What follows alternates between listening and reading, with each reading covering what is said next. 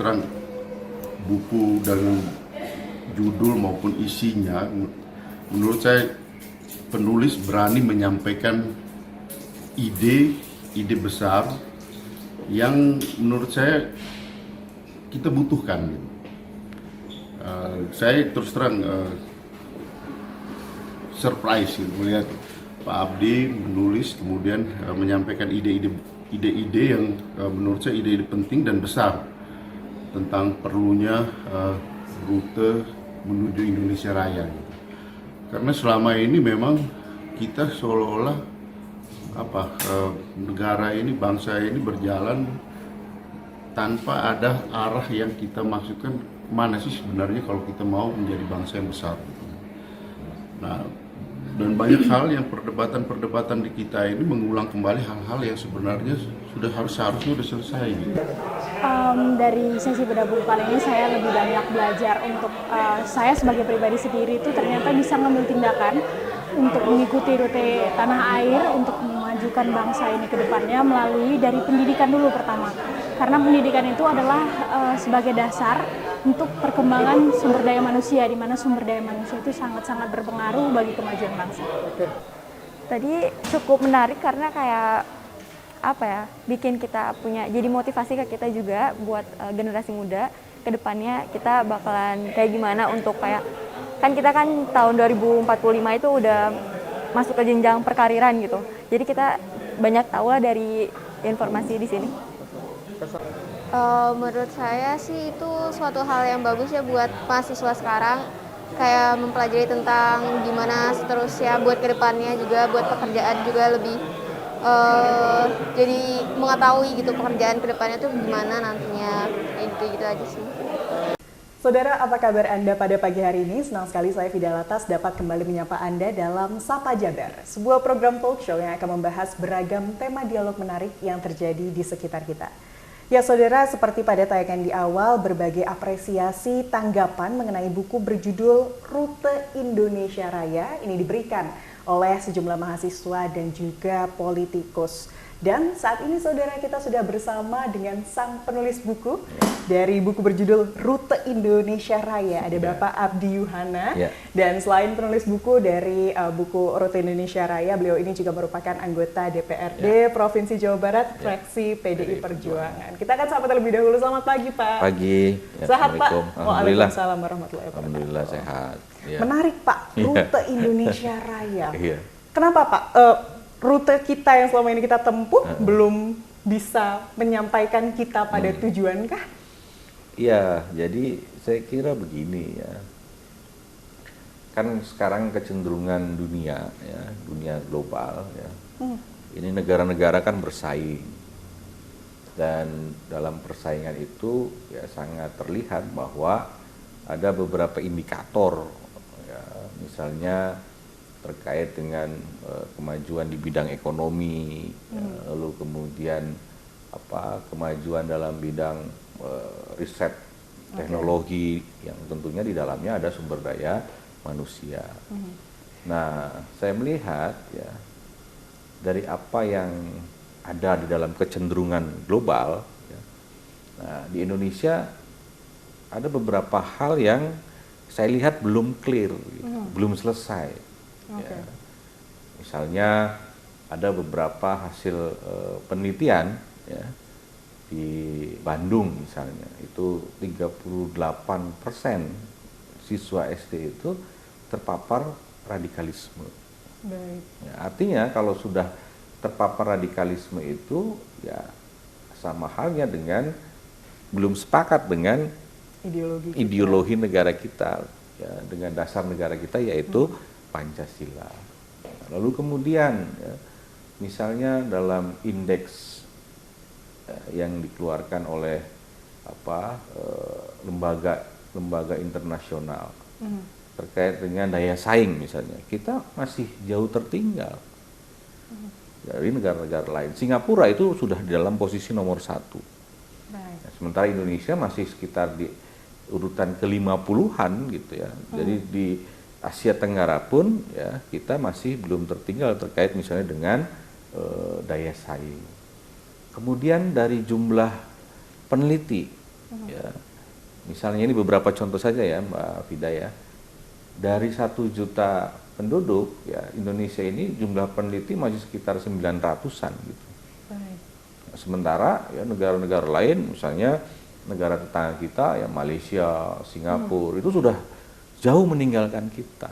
Nah, setelah itu maka saya melihat ini apa sih sebenarnya masalahnya kan gitu ya, sehingga kita belum bisa beranjak dari hal-hal yang sifatnya mendasar. Nah, makanya saya ada 3 hal ternyata yang menurut hemat saya yang saya tuliskan dalam buku ya Rute Indonesia Raya ini ya, yang itu masih menjadi handicap kita untuk terus melaju sebagai sebuah negara. Jadi yang pertama ya, kita masih belum selesai dengan urusan sejarah. Baik. Ya, sejarah Indonesia ya misalnya sebentar lagi tahun politik, tahun pemilu. Ya. Nah, nanti dikaitkan lagi dengan peristiwa-peristiwa yang dulu, masa lalu, sejarah kita yang belum selesai. Nah, yang kedua, ya, kita masih terus memperdebatkan tadi ya hal-hal yang sifatnya yang itu sebenarnya sudah menjadi dasar negara kita. Ya, tentang kesepakatan bernegara kita. Ya, tentang Pancasila masih ada kelompok-kelompok yang masih belum menerima Pancasila sebagai dasar negara. Lalu kemudian tentang semboyan kita Bhinneka Tunggal Ika masih saja kelompok-kelompok yang merasa dirinya paling benar sehingga menimbulkan peristiwa-peristiwa intoleransi. Nah, lalu kemudian yang ketiga ya, Indonesia ini saya lihat masih ada suasana euforia demokrasi. Ya. Misalnya hampir semua jabatan-jabatan politik di Indonesia itu kalau tidak dipilih langsung oleh rakyat, ya, merasa bahwa itu bukan demokrasi. Padahal demokrasi itu tidak begitu, gitu ya. Makanya ya, saya juga menyampaikan bahwa sebenarnya demokrasi yang kita bangun itu sudah ada dalam perdebatan pada saat pembentukan konstitusi kita. Misalnya pada saat itu Supomo menawarkan ini ada 3 konsep negara, ya, ada konsep negara liberalisme, individualisme, ada konsep negara teori negara kelas dan konsep negara integralistik. Nah, tapi semuanya kan tidak dipilih, yang dipilih adalah konsep negara Pancasila. Nah, saya kira hal-hal yang begini yang ingin saya sampaikan, nah, sehingga saya kemudian ya, menulis buku Rute Indonesia Raya ini. Ya. Jadi kita masih banyak peperangan di dalam begitu ya Pak ya. Bagaimana kita mengurus keluar kalau gitu. Sementara kita tadi punya cita-cita dan mimpi, janji kemerdekaan. Ini menarik sekali Pak. Kita akan lanjutkan usai jeda ya. Saudara jangan kemana-mana karena usai jeda kami masih akan kembali. Tetaplah di Sapa Jabar.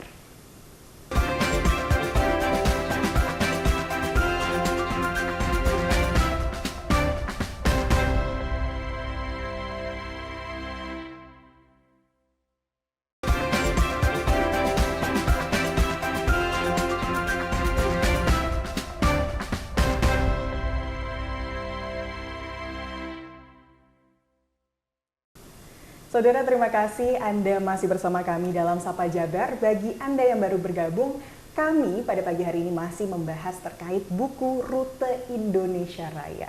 Dan tentunya masih bersama dengan sang penulis, ada Bapak Abi Yuhana, yang juga merupakan anggota DPRD Provinsi Jawa Barat, fraksi PDIP. Pak, menarik sekali tadi bagaimana kemudian kita punya cita-cita bangsa yang besar. Ya, betul. Tapi sudah hampir 100 tahun kemerdekaan mungkin ini ya, tapi kita masih banyak perdebatan di antara masyarakat sendiri begitu ya. Betul. Kalau melihat itu sepertinya kita tertinggal sangat jauh kalau dari kacamata tadi ya Pak ya. Lalu apakah hal itu bisa kemudian kita atasi Pak dengan permasalahan yang masih banyak kalau tadi Bapak sampaikan? Ya, saya kira begini ya, kita ini harus memiliki satu kesadaran bahwa Indonesia ini adalah negara yang sangat luar biasa. Ya. Misalnya dari sisi potensi, ya. Apa sih yang nggak ada di Indonesia? Sumber daya alam, kan gitu ya. Dari sisi sumber daya manusia dengan 270 juta penduduk, ya, saya kira itu harusnya menjadi potensi yang luar biasa, bukan menjadi bukan menjadi masalah. Nah, dari pemetaan itu ya saya lihat bahwa Indonesia ini ya, misalnya kenapa dulu dalam sejarah Indonesia, kenapa Indonesia ini dijajah oleh beberapa negara? Karena tadi kita punya potensi yang bisa ya, dimanfaatkan oleh para penjajah. Misalnya dulu kan Indonesia dijadikan negara sasaran jajahan karena Indonesia memiliki rempah-rempah. Kan? Nah, dari pemetaan itu ya, yang pertama kalau dalam konteks kekinian ya, yang pertama Indonesia ini adalah negara yang menjadi pasar potensial. Baik. Kenapa? Karena dengan 270 juta penduduk ya ini sangat bagi negara-negara yang memiliki ekspor konsumtif ya ke Indonesia misalnya itu ya sangat menjadi incaran. Misalnya produk apa yang tidak laku di Indonesia. Betul. Ya, mulai dari handphone, ya, kemudian sepatu, itu hal-hal yang terkecil. Nah, itu yang pertama. Jadi Indonesia menjadi negara pasar. Nah, yang kedua, ya, Indonesia ini kalau kita lihat dari letak geografi politiknya merupakan jalur logistik internasional. Nah, dari jalur logistik internasional, 90% ya, jalur logistik internasional itu melalui laut. Baik. Ya kan? Nah, 40%-nya ya, 40%-nya itu melewati Indonesia. Coba bayangkan, kalau kita bisa menggali potensi yang kita miliki ya, dengan 40% jalur logistik internasional lewat ya, ke Indonesia, ya, sebenarnya kita bisa menjadi negara yang paling berpengaruh di dunia.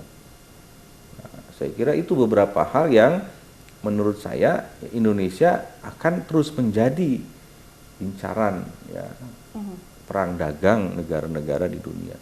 Nah, jadi kalau kitanya tidak mempersiapkan diri, ya sudah. Jadi kalau kata Bung Karno, nanti Indonesia terus menjadi kuli van nasi. Jadi terus menjadi bangsa kuli. Ya, jadi kenapa nasi van kuli yang dikatakan oleh Bung Karno itu? Karena ya, kita tidak mempersiapkan diri, ya tidak memiliki kemampuan sumber daya manusia. Nah, jadi saya kira ya pertama problemnya kita tahu, ya, yang kedua Indonesia memiliki posisi yang strategis, kemudian memiliki sumber daya alam yang luar biasa, lalu kemudian sumber daya manusia juga. Memiliki sumber daya manusia dan terus akan menjadi pasar. Ya. Jadi kalau kitanya tidak memiliki satu kesadaran ya, untuk bagaimana supaya Indonesia ya, kemudian harus memenuhi janji kemerdekaan kita. Apa sih janji kemerdekaan kita itu? Ya tentunya apa yang ada di dalam Undang-Undang Dasar 45. Itulah menjadi tujuan kita dalam bernegara. Adil, makmur, sentosa, kan? Aman, lalu kemudian dipertegas di alinea keempat, memajukan kesejahteraan umum, mencerdaskan kehidupan bangsa, melindungi segenap tumpah darah ya, Indonesia dan turut serta dalam proses perdamaian dunia. Nah, saya kira itulah yang menjadi sasaran kita di dalam bernegara. Itulah janji kemerdekaan kita yang sama-sama disepakati dan dituangkan di dalam pembukaan Undang-Undang Dasar 45. Nah, saya kira itulah yang harus benar-benar ya menjadi perhatian kita bersama bahwa ya, Indonesia itu memiliki tujuan bernegara. Nah, persoalannya bagaimana untuk mencapai cita-cita kemerdekaan itu yang sekaligus menjadi tujuan bernegara kita ini. Ya, sementara tadi disampaikan oleh Mbak Fida ya, tahun 2045 kita akan memasuki era 1 abad ya, sebagai negara yang merdeka, 100 tahun. Nah, kita harus terus berbenah agar nanti di tahun 2045 ya tentunya janji kemerdekaan kita sebagai sebuah negara itu bisa tercapai. Ada Gitu. target Indonesia Ada emas target ya, cita-cita Indonesia kita dengan tadi sebetulnya kalau sudah dijabarkan bagaimana potensi kita memiliki banyak Ya, sekali potensi, betul. sayang sekali jika kemudian kita masih harus jadi negara atau bangsa kulit lagi ya Pak. Nah. Maka ini menarik sekali, kita akan bahas di sesi selanjutnya Pak. Ya. Saudara jangan kemana-mana karena usai jeda kami masih akan kembali, tetaplah di Sapa Jabar.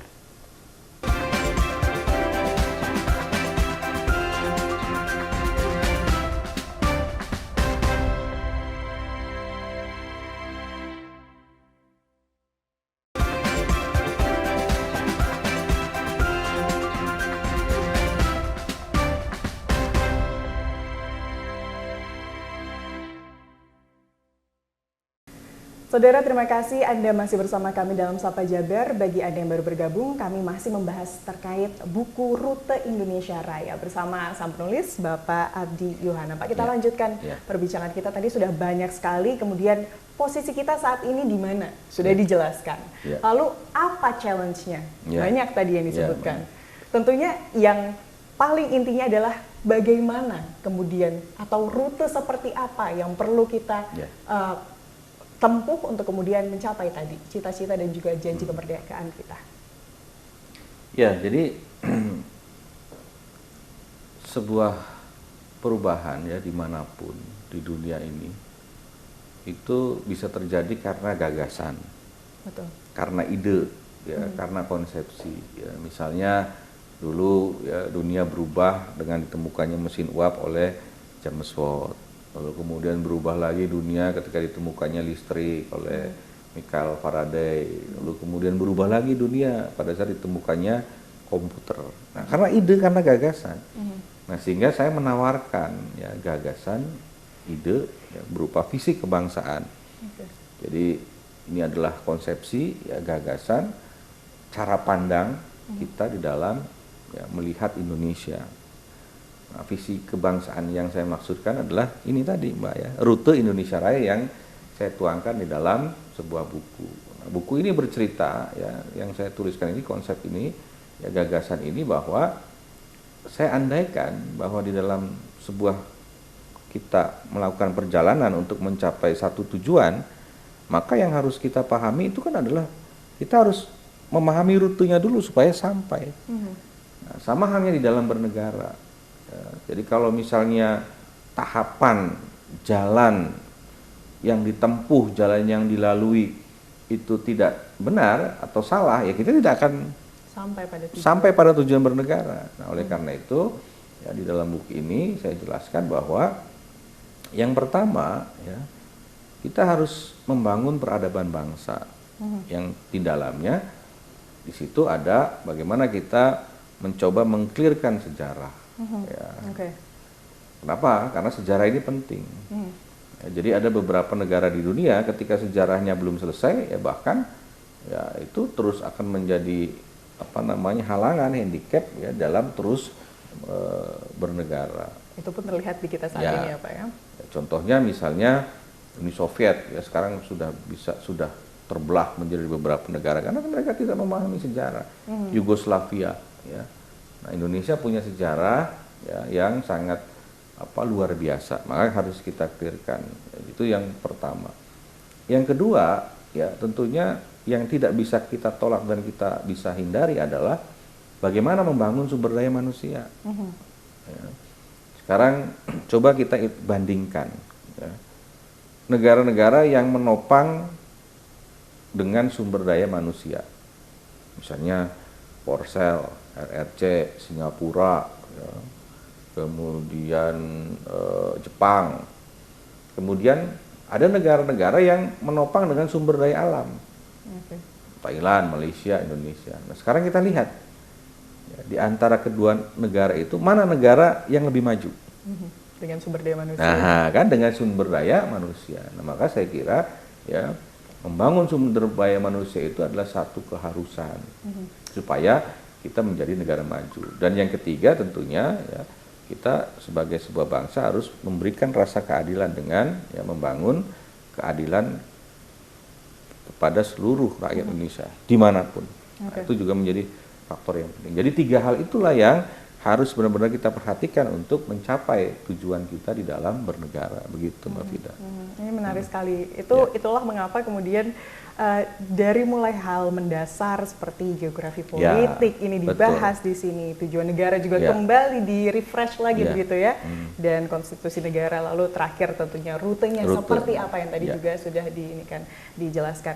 Pak, tapi kemudian siapa kiranya yang paling tepat untuk kemudian mengetahui, menelaah, dan juga mengejawantahkan konsepsi ini yang sudah kemudian disusun sedemikian rupa oleh Bapak? Ya, saya kira buku ini ya sasarannya tentunya pertama adalah generasi muda, ya, karena mereka adalah pewaris ya bagi keberlangsungan bangsa Indonesia. Mereka harus paham, ya, memiliki kesadaran ya, bahwa Indonesia itu adalah negara besar, negara yang penuh potensi. Gitu. Lalu yang kedua, ya tentunya ya semua pemangku kepentingan yang ada hari ini di negara kita. Ya, jadi jangan sampai kemudian, misalnya ya di dalam kontestasi yang akan sebentar lagi kita hadapin, misalnya muncul politisasi terhadap politik identitas, misalnya. Ya. Misalnya terkait dengan suku, terkait dengan agama, terkait dengan ras, terkait dengan antar golongan. Nah, itu sama halnya ya kita akan terus ya membangun isu-isu yang tidak produktif bagi bangsa Indonesia. Lalu yang ketiga tentunya ya saya berharap bahwa ya buku ini bisa dibaca oleh semua ya, kalangan yang tentunya memiliki ya, keinginan agar bangsa Indonesia tetap terjaga dan bangsa Indonesia adalah menjadi sebuah negara maju gitu. Kalau mungkin termasuk Mbak Fida juga kan harus baca buku ini. Harus baca, pasti setelah ini langsung saya baca, menarik sekali apalagi setelah obrolan ini ya Pak ya. Ya, jadi jangan sampai kemudian terutama anak muda ya fokusnya ke hal-hal yang kemudian apa ya tidak ada faedahnya gitu ya Pak. Padahal di sekitar kita sudah ada, bisa dibilang taman surga yang siap kita bangun bersama, apalagi nanti tahun depan ya Pak ya, kita akan kemudian menghadapi kontestasi politik. Ini menarik sekali Pak Abi. Mungkin terakhir pesannya bagi masyarakat Indonesia, khususnya mungkin anak muda tadi Pak ya, untuk kita meraih bersama-sama Indonesia emas di tahun 2045 nanti seperti apa? Ya, jadi pertama ya yang ingin saya sampaikan bahwa kita dalam memahami negara itu harus secara komprehensif. Gitu loh. Jadi tidak bisa sepotong-sepotong. Nah, makanya ya jika diandaikan ya, sebagai sebuah perjalanan, maka kita butuh rute ini. Ya, tahapan yang harus kita lalui, jalan yang harus tempuh dalam mencapai tujuan bernegara, itu yang pertama. Nah, yang kedua, ya terlalu mubazir. Kita sebagai sebuah bangsa, ya, sebagai sebuah negara yang memiliki potensi luar biasa.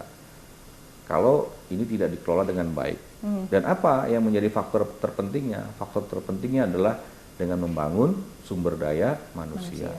Nah, kemudian yang ketiga yang ingin saya sampaikan bahwa ya, sudahilah ya, urusan-urusan membangun isu-isu ya yang bersifat hoax, yang pada tujuannya itu mempolitisasi terhadap politik identitas. Ya, karena bangsa Indonesia ini adalah bangsa yang majemuk, bangsa yang berbineka tunggal ika. Dan yang keempat, ya saya kira bahwa bacalah buku Rute Indonesia Raya, ya, agar kita memahami secara utuh bagaimana supaya Indonesia menjadi negara yang bisa bersaing, ya, bisa menjadi negara yang maju sama halnya dengan negara-negara di dunia. Saya kira itu, Mbak. Setuju, Lydia, Pak. ya. Ini harus dibaca semua kalangan masyarakat Indonesia. Terima kasih banyak sama-sama. Pak Abiwana atas waktunya sudah berbagi kemudian konsep inspiratif mungkin bisa kita bilang. Dan kalau Anda saudara tentunya penasaran lebih lagi mengenai pembahasan kita, ini bisa langsung ya Pak reach out bukunya Rute Indonesia Raya. Terima kasih banyak sekali lagi Pak atas waktunya. Oh ya, penerbitnya Kompas ini. Penerbitnya Kompas ya. Sekaligus kita promosikan ya. Baik, terima kasih Pak. Sekali lagi kami juga ucapkan terima kasih kepada Anda saudara karena telah bersama kami selama 30 menit ke belakang. Akhir kata saya Fida Latas beserta kru yang bertugas mengucapkan terima kasih dan selamat beraktivitas.